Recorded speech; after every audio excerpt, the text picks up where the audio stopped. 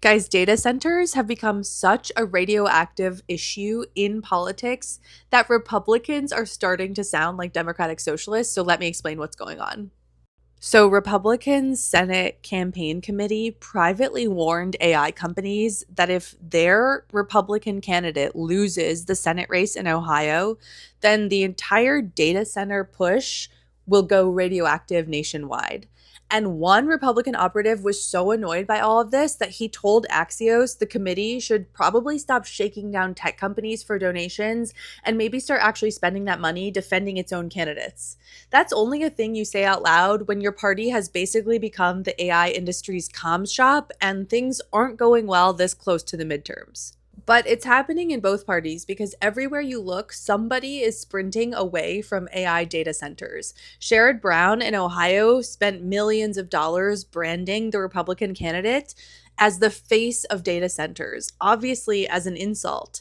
Greg Abbott, the Republican governor in Texas, was calling Texas the center of the AI universe for about a year, and now he wants them kept out of rural counties and even stripped of their tax breaks entirely. Governor Josh Shapiro in Pennsylvania spent years recruiting AI projects to Pennsylvania, and just recently he dropped a wall of new restrictions on them. Governor Kathy Hochul in New York has issued a statewide moratorium. And in Wisconsin, the Trump endorsed nominee for governor is running the same attack on David Crowley that the Democratic Socialist ran on him in the Democratic primary. In what world does a Republican sound like a Democratic Socialist? But that's in large part because the AI industry has basically been coasting on vibes for the last 3 years.